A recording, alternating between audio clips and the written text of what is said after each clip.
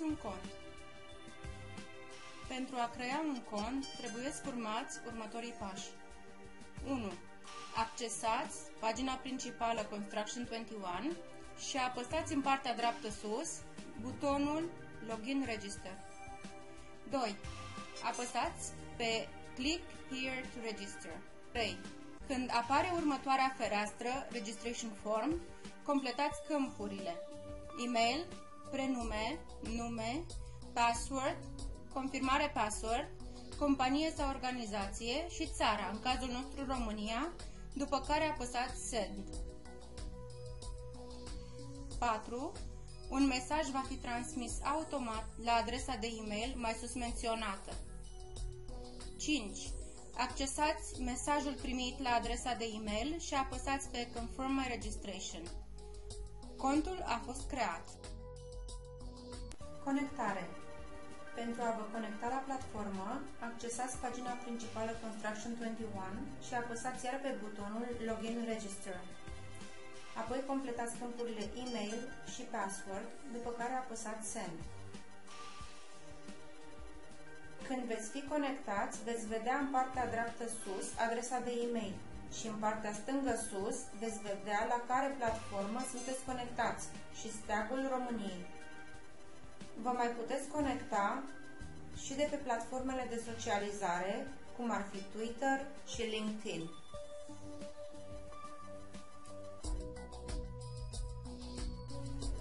Managementul contului.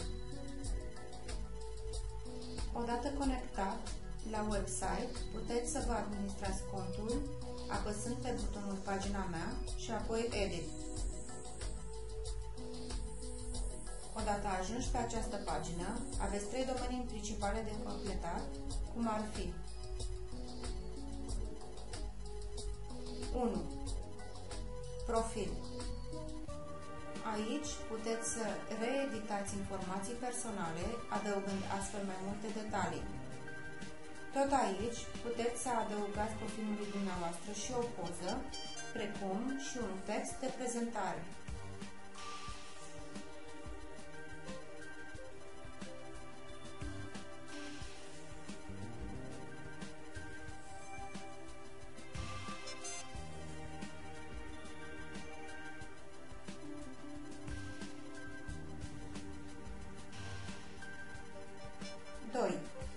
Cont.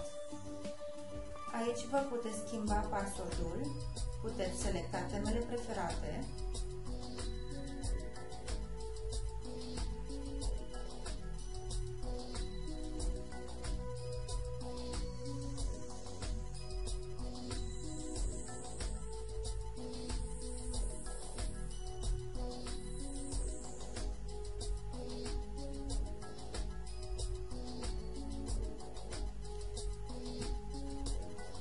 și aveți posibilitatea setării notificațiilor pe care doriți să le primiți în legătură cu studiile de caz, noutățile și informațiile noi ce apar în comunitățile dumneavoastră.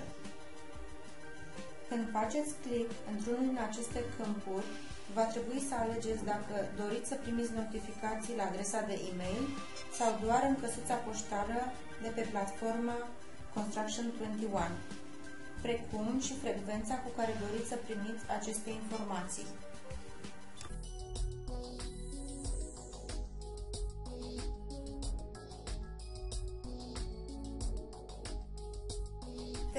Datele mele.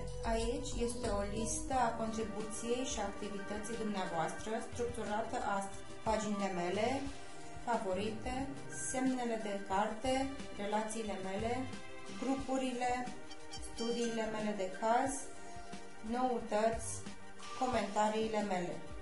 Dând click pe fiecare, puteți vedea ce informații ați încărcat pe platformă.